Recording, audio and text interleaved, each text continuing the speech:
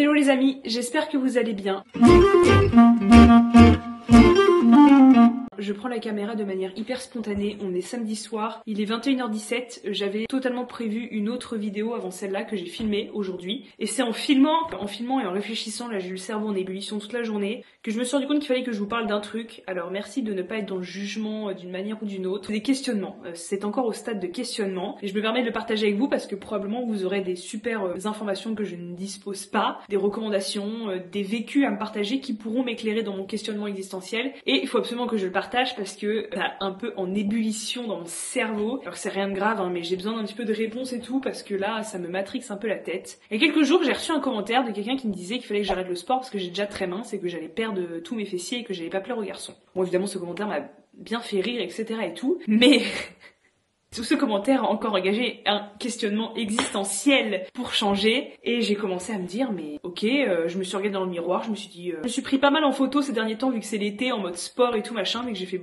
du sport comme d'hab, enfin voilà, comme du sport comme d'hab, sauf que là j'ai le temps, je prends des petites photos et tout. Ça je me suis regardée, je me suis dit c'est vrai que t'es quand même mince. Mais bon, moi je me juge musclée etc. Et je me suis dit mais oui, pourquoi tu fais autant de sport Laura? Enfin, est-ce que vraiment on a besoin d'autant de sport? Enfin, quelles sont les vraies motivations? Est-ce que tu cherches à être mince, comme dit ce monsieur, avec le sport? Ce qui m'avait un peu interloqué, c'est la corrélation qu'avait fait ce commentaire entre le fait de faire du sport et d'être mince. Parce qu'évidemment, c'est une corrélation qui est assez évidente. En général, on se met au sport pour perdre du poids ou pour se muscler, mais bon, c'est très souvent pour perdre du poids. Et c'est vrai que ça a été ma motivation première quand j'ai repris, il y a 4 ou 5 ans maintenant. 4 ans et demi, et dans ma tête ça m'a fait tilt, je me suis dit mais ça fait bien longtemps que t'as arrêté le sport pour être mince en fait, parce que ça fait déjà un moment que t'as perdu le poids, ça fait un long moment que j'ai perdu le poids, ça fait au moins 3 ans que j'ai perdu du poids, et de yeux, enfin ça fait longtemps que j'avais pas fait cette corrélation moi dans ma tête, ça fait longtemps que je m'étais pas dit que je faisais du sport pour perdre du poids, alors qu'il y a un moment ça a été effectivement le cas, ce commentaire avait pas totalement tort. Vous allez nous dire qu'est-ce qu'elle nous raconte celle-là, ça va être totalement confus parce que c'est un raisonnement qui trotte dans la tête là depuis quelques jours et j'ai besoin de me défaire là, de lâcher ça quelque part parce que ça commence à m'agacer. Je me soupçonne d'être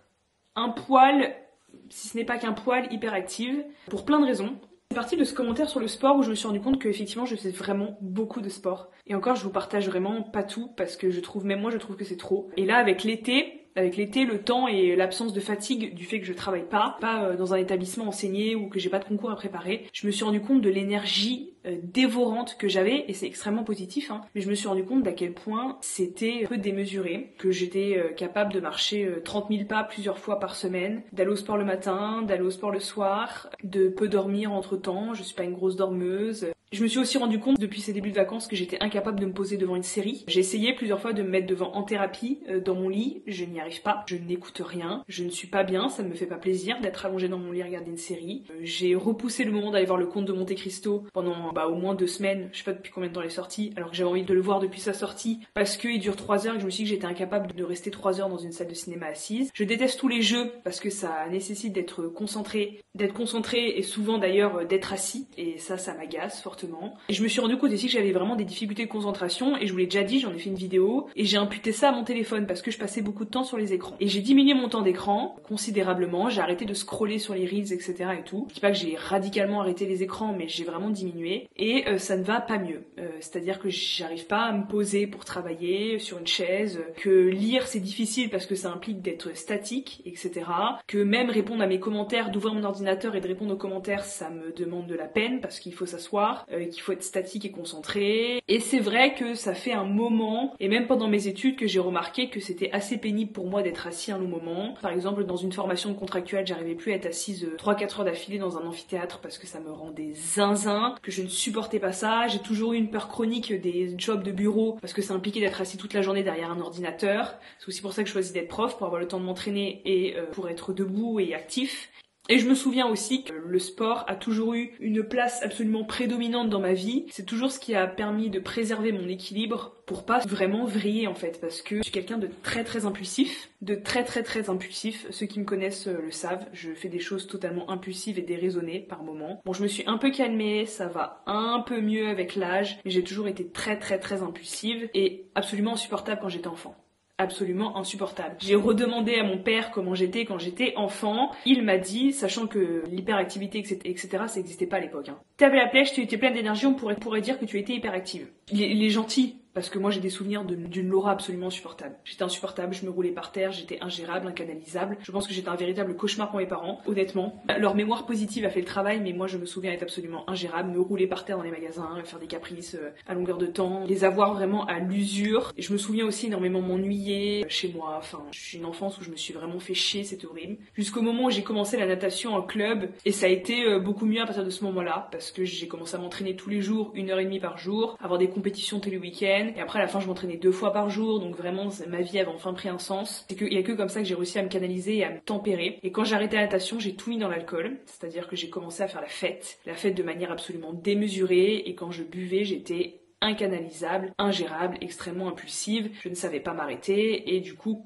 ça a été le sport, la fête et le sport. Il y a toujours eu quelque chose pour, entre guillemets, canaliser mon énergie débordante, et pendant cette période de fête, d'ailleurs, je dormais quasiment pas, je buvais tous les jours, je faisais la fête jusqu'à très très tard, et encore, je travaillais le week-end en plus, où je me levais hyper tôt, genre 3h du matin, enfin, j'avais un rythme de vie absolument catastrophique. Tout ça mis bout à bout, je me demande si vraiment j'ai pas des penchants hyperactifs. Et pourquoi c'est embêtant ? C'est pas vraiment embêtant, je vis avec depuis un moment, ça se trouve je me diagnostise, je me prends pour un médecin, je me prends pour je sais pas qui, et je dis absolument n'importe quoi. Je pense pas que ce soit totalement faux. Et c'est un peu embêtant parce que je me rends compte que j'ai vraiment des difficultés à, par exemple, me concentrer pour lire un livre, m'asseoir pour travailler de la philosophie, et que pendant les concours, c'était déjà le cas. C'était déjà le cas, et que, par exemple, travailler plus de 5 heures d'affilée, pour moi, c'était très compliqué. Par exemple, je reçois des commentaires de personnes qui me disent moi, je travaille le concours 6, 7, 8, 9, 10 heures par jour. Moi, j'en suis incapable, mais pas parce que j'aime pas travailler, parce que rester assise autant de temps... et concentrée, je n'ai pas les capacités. Je n'ai vraiment pas les capacités physiques de faire ça. Et je savais déjà pendant ma préparation du concours que je travaillais pas tant que ça en termes de volume horaire, parce que j'en avais pas les capacités d'être assise et de travailler en fait comme ça. En cours, les CM de 2 heures, c'était difficile pour moi. D'être assise 2 heures en cours, j'avais du mal à me tenir, j'avais envie de partir assez rapidement et tout. Mais je me suis toujours imposé le cadre de l'école parce que je savais que c'était très important et que quand même je suis quelqu'un de scolaire et passionné. Mais ça a toujours été très compliqué pour moi d'être assise, d'être... cette rigueur du corps en fait, vraiment. Et je me rends compte que dès que j'ai plus ce cadre un peu scolaire, etc. et tout, mais je passe mes journées debout à marcher, à m'entraîner. Et, si je pouvais faire que ça toute la journée, si j'avais pas la limite physique quand même, je ferais que ça. À un stade où c'est même un peu pas inquiétant, je vais pas jusqu'à là parce que je me blesse pas et que tout va bien et que je suis en pleine santé. C'est de l'énergie que j'arrive pas à réinvestir ailleurs en fait. J'ai pas envie de faire un truc en mode regarde. Je suis trop forte, je fais plein de trucs de mes journées, etc. Je suis méga sportive. C'est pas l'idée, je sais que être très actif c'est très valorisé dans la société capitaliste. Et je me plains pas du tout. Mais voilà, imaginez que dans votre vie vous êtes incapable de vous poser sur un canapé pour regarder une série, imaginez que vous avez pas la patience de faire un jeu, que même le cinéma c'est compliqué. Vous voyez, ça a quand même des limites en fait. Vous prenez pas quelque chose pour dormir, vous dormez pas, ça a quand même ses limites. Et je me plains pas du tout, je suis pas là en mode ouin ouin, c'est juste que j'ai une révélation sur moi-même, qui ça se trouve n'en est pas une, c'est juste je me pose une question et ça me taraude dans l'esprit depuis plusieurs jours, où je me dis ouais, pas normal de marcher autant, de faire autant de sport tous les jours comme ça, et de pas être épuisé, de recommencer tous les jours inlassablement, d'avoir du mal à se poser pour lire un livre alors que t'adores lire en soi, mais c'est juste l'acte même de se poser, cette contrainte du corps qui est vraiment difficile et tout. L'hyperactivité, je me suis un peu renseignée, c'est quelque chose qui se transmet héréditairement. Quand t'as un parent hyperactif, je crois que t'as une chance sur 3 ou 4 d'être toi-même hyperactif. J'ai un père qui est totalement hyperactif, il a tous les symptômes, une hyperactivité absolument impulsive. Moi j'ai de la chance, je suis moins impulsif que lui. Je suis dans des situations beaucoup moins stressantes aussi, mais mon père a une hyperactivité totalement impulsive. Il a passé une grosse partie de sa vie à dormir 3, 4, grand max 5 heures par nuit. Mon père, quand il dormait 5 heures, c'était presque le max, à se lever à 2 heures du matin, ou 6 jours sur 7, à travailler des pailles de 2h, 21h, en conduisant 3 heures dans la journée. Il avait une impulsivité très forte, une impulsivité colérique, une très mauvaise gestion de l'attente, totale absence de patience.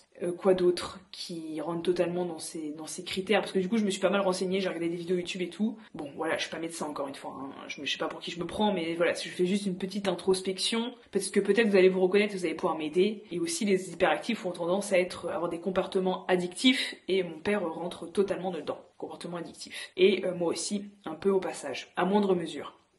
Je pense que j'ai été plus canalisée quand même. Donc voilà, je suis un petit peu perplexe sur ce truc-là, mais d'un côté j'ai l'impression que ça me libère d'un truc parce que j'ai longtemps pensé en fait que j'étais un peu feignante. que j'étais pas capable de m'asseoir sur un bureau, je sais pas, 7 heures par jour pour travailler de la philosophie, que c'était pour ça que je loupais les concours. Peut-être que je me trouve encore des excuses, peut-être que c'est une autre excuse que je me trouve. Hein. Que pareil, je lisais pas autant que j'aimerais parce que j'étais feignante, parce que, je sais pas, je préférais aller au sport plutôt que lire un livre, parce que, je sais pas, je me suis toujours dit que c'était un manque de volonté de ma part. Puis après, j'ai imputé ça aux écrans, je me suis dit, mais non, c'est parce que tu passes trop de temps sur les écrans, ça a ruiné tes capacités de concentration. Et là, je suis quand même en train de me dire, non, c'est plus profond que ça. C'est-à-dire que les écrans, ok, certes, mais t'es quand même une personne qui est pas du tout larve dans tes journées, qui est pas du tout passive. Malgré les écrans, tu restes très active, et donc il y a une explication à chercher ailleurs. Je sais pas quoi faire de cette information. Voilà, peut-être vous allez vous dire que je m'invente des trucs sur moi-même, je m'invente une personnalité. Écoutez, peut-être. En tout cas, je pense pas que ce soit totalement aberrant quand on me connaît un petit peu, que les personnes qui m'ont un peu bien connue peuvent un peu relate avec ce pseudo-diagnostic. Bon, j'ai pas envie de me changer en fait, mais j'aimerais quand même être capable d'avoir plus de capacité à me poser pour lire, pour travailler, enfin que ce soit pas aussi contraignant pour moi d'être statique en fait, d'être assise. C'est le problème que j'ai. Un sacré problème, vous allez me dire. Je sais pas trop quoi rajouter de plus. Voilà, c'était une petite vidéo talk. Est-ce que c'est d'une grande utilité? Je ne sais pas. Mais en tout cas, moi, ça m'a fait du bien de vider mon sac parce que ça me trottait dans la tête depuis des jours. Je me suis dit, mais ma psy est en vacances, elle peut pas m'aider. Donc il faut que je partage ça avec quelqu'un. Avec plusieurs personnes. Qui plus est. Bon, je vous laisse là. Je vous ai prévu une autre vidéo bientôt et que j'ai déjà filmée d'ailleurs. Donc voilà, c'était une petite vidéo diagnostic de Laura. Médecin à ses heures perdues. Bon, je vous laisse et je vous dis à bientôt dans une prochaine vidéo. Ce sera rapidement.